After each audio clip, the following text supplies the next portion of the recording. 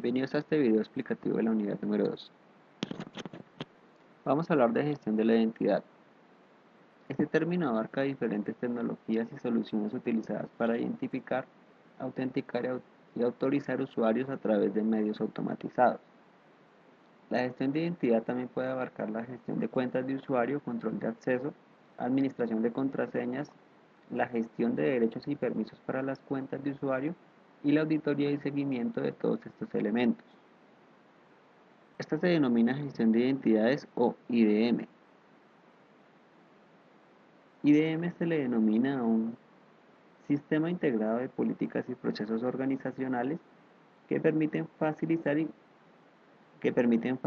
y controlar el acceso a los sistemas de información en las instalaciones.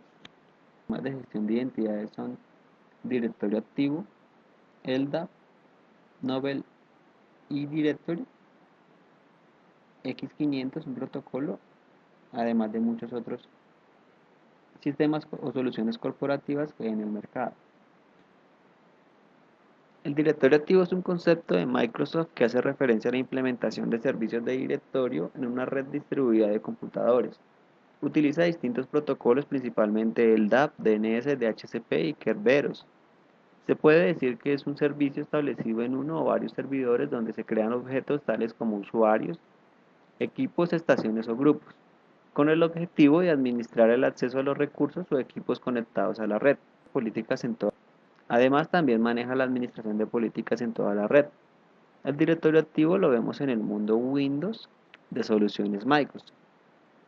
Un ejemplo de cómo el directorio activo maneja sus objetos, elementos y cómo distribuye los usuarios y los permisos que tienen para el acceso a diferentes recursos lo vemos en esta imagen. Vemos usuarios globales, unos con permisos de administración y otros de la unidad de negocio que se llama ventas. Estos dos grupos de usuarios tienen acceso a un grupo local que se llama impresoras, por lo cual se les asignan permisos para poder utilizar este recurso de la red, como son las impresoras. Continuamos. El LDAP, o Protocolo Ligero de Acceso a Directorios, hace referencia a un conjunto de protocolos que permite el acceso a servicios de directorio ordenado y distribuido en un entorno de red. El DAP contiene una base de datos con la información de usuarios, recursos, estaciones, perfiles y roles de forma jerárquica. Está basado en el estándar X500 y trabaja bajo el modelo cliente-servidor. El DAP lo vemos generalmente en el mundo open source de Unix y Linux. En esta imagen vemos cómo está el árbol del directorio LDAP. Entonces vemos un punto central de donde se dividen unas jerarquías, unos directorios jerárquicos. Aquí empezamos con un dominio, el cual puede ser .net, .com o .org, del cual se distribuyen unas organizaciones. Esta organización puede ser cualquier nombre, puede ser el nombre de la empresa.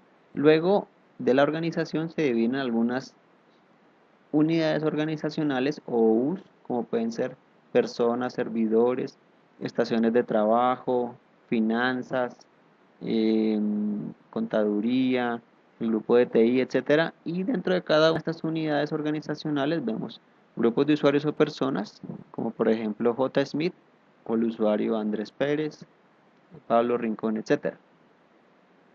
Si miramos aquí, para el caso particular de este usuario, vemos que tiene toda una jerarquía por encima en la cual pueden estar distribuidos los recursos y elementos de la red para que les pueda dar uso. X500 es un conjunto de estándares de red sobre servicios de directorio. Los protocolos definidos incluyen acceso al directorio de AP, sistema de directorio, ocultación de información de directorio y el protocolo de gestión de enlaces operativos de directorio. Hay muchas otras soluciones comerciales de diferentes fabricantes que integran las ya mencionadas. Además integran múltiples repositorios como aplicaciones, bases de datos, sistemas de información como SAP, directorio activo, ERP, CRM, etc. Algunas características de un sistema de gestión de identidades son aprovisionamiento y desaprovisionamiento de cuentas, sincronización de contraseñas, roles, políticas de control de acceso, single sign-on o inicio de sesión único, servicios de directorio, repositorios, etc. Muy bien, continúo. Control de acceso. Estos son diferentes mecanismos que refuerzan las funciones de controlar el acceso a los sistemas computacionales, redes y la información. Estos controles protegen los recursos y sistemas de acceso no autorizados. Además, son características de seguridad que controlan la manera en que los usuarios y los sistemas se comunican e interactúan entre sí. Estos controles protegen los recursos y sistemas de acceso no autorizados. Hay muchos otros tipos de entidades que requieren acceso a recursos corporativos que están sujetos a los controles de acceso. Es importante entender la definición de sujeto y objeto al trabajar en el contexto del control de acceso. Acceso. Es el flujo de información entre un sujeto y un objeto. Un sujeto es una entidad activa que solicita el acceso a un objeto o los datos dentro del objeto.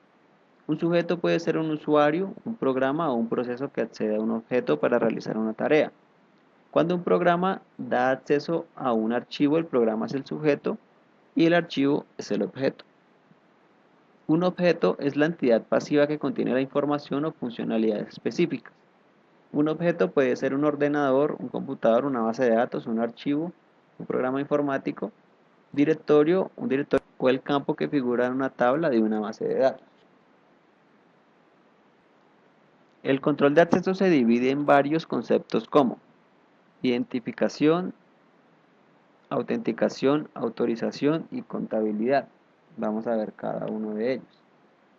En la identificación, y autenticación vemos lo siguiente. La identificación describe el método de asegurar que un objeto, usuario, programa o un proceso es quien dice ser. Puede ser provista con el nombre de usuario o número de cuenta para ser propiamente autenticado. La autenticación valida si las credenciales ingresadas son correctas para permitir continuar. Hay diferentes factores de autenticación. Los veremos en un momento, más adelante. El sujeto es usualmente requerido para proveer una segunda pieza del conjunto de credenciales. Esta pieza puede ser una contraseña, una frase secreta, llave criptográfica, número personal de identificación PIN, un token o un atributo personal. Estos ítems de las credenciales son comparadas con la información del sujeto previamente almacenada y si las credenciales coinciden con la información almacenada, el sujeto será autenticado. Autorización. Ahora que se sabe quién es el usuario, se debe determinar si él mismo puede hacer aquello que está solicitando. Aunque la autenticación y la autorización son diferentes, juntos comprenden un proceso de dos pasos que determina si se permite a una entidad acceder a un recurso particular y qué acciones puede realizar en ese recurso. Contabilidad o seguimiento registra las actividades y acciones que el usuario realiza en el sistema, la red o un archivo. Todos estos conceptos que acabamos de mencionar hacen parte de un concepto de seguridad en control de acceso denominado o llamado AAA. AAA. Muchas soluciones comerciales lo soportan.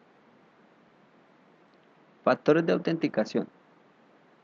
Una vez que un usuario ha sido identificado a través de un ID o un valor similar, este debe ser autenticado, lo que significa que debe demostrar que el usuario realmente es quien dice ser.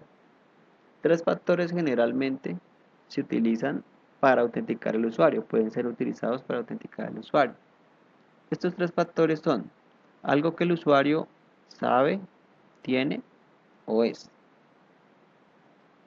Como lo vemos en la imagen, algo que el usuario sabe, tiene o es, son tres factores de autenticación que pueden ser utilizados. Algo que el usuario sabe es denominado como autenticación por conocimiento. Esto puede ser una contraseña o un PIN, el nombre de los padres o la combinación de números de una cerradura. La desventaja de este método es que otra persona puede adquirir este conocimiento y obtener acceso no autorizado al recurso. Algo que el usuario tiene. Esto es conocido como autenticación por propiedad. Esto puede ser una llave, una tarjeta magnética o una tarjeta de identificación. Este método es común para el acceso a instalaciones, pero también podría ser utilizado para acceder a zonas sensibles o para autenticar sistemas. Una desventaja de este método es que el artículo que el usuario tiene puede perderse o puede ser robado, lo que podría dar lugar a acceso no autorizado. Algo que el usuario es. Esto es conocido como autenticación por característica. Esto se basa en un atributo físico, a esto se le conoce como biometría. Muy bien, seguimos con la autenticación fuerte. Esta también es conocida como autenticación de dos factores. El uso de un sistema biométrico por sí solo no proporciona la autenticación fuerte, ya que proporciona solo uno de los tres métodos. Por ejemplo, muchas veces la persona tiene que escribir un número o PIN en un teclado antes de que se le realice el escaneo biométrico de la huella. Esto satisface las categorías de lo que la persona sabe y lo que la persona es. Cualquiera que sea el sistema de identificación que se utilice para la autenticación fuerte, este debe incluir al menos dos de las tres categorías mencionadas. Un ejemplo de la autenticación fuerte es la combinación de credenciales de un usuario y contraseña más un número generado por un token para conectarse a una conexión VPN. Muy bien, continuamos con la autenticación fuerte. Esta contiene dos de los tres métodos mencionados, algo que una persona sabe, algo que una persona tiene o algo que una persona es. El uso de un sistema biométrico por sí solo no proporciona la autenticación fuerte, ya que proporcionaría solo uno de los tres métodos. Por ejemplo, muchas veces la persona tiene que escribir un número o un PIN en un teclado antes de realizar el escaneo biométrico de su huella digital. Esto satisface las categorías de lo que la persona sabe y lo que la persona es. Cualquiera que sea el sistema de identificación que se utilice para autenticación fuerte, este debe incluir las tres categorías. Por ejemplo, la combinación de credenciales de un usuario y contraseña, como lo vemos en la imagen, usuario y contraseña, más un número o un código único generado por un token para poder conectarse a una conexión VPN, para poder establecer una conexión VPN. Entonces vemos algo que el usuario sabe, que es el nombre de usuario y contraseña, más algo que el usuario tiene, que es el token, que este token le genera un código único cada minuto. Otro ejemplo es una verificación de dos pasos, como cuando ustedes van a ingresar al correo electrónico. Servicios como Google les permiten utilizar la autenticación fuerte, que es verificación de dos pasos. Usted, además de tener su nombre de usuario, que es su correo electrónico y su contraseña, puede configurar las opciones para que cada vez que usted inicie sesión le llegue un código único a su celular, que en este caso sería algo que usted tiene, en donde usted tendría que ingresar el código único generado para poder acceder o iniciar sesión en su cuenta. Entonces aquí tendríamos dos factores, algo que el usuario sabe, que sería su correo electrónico y su contraseña, más algo que el usuario tiene, que sería el celular y el código único que se le envía a su celular cada vez que va a iniciar sesión. Muy bien, continuamos.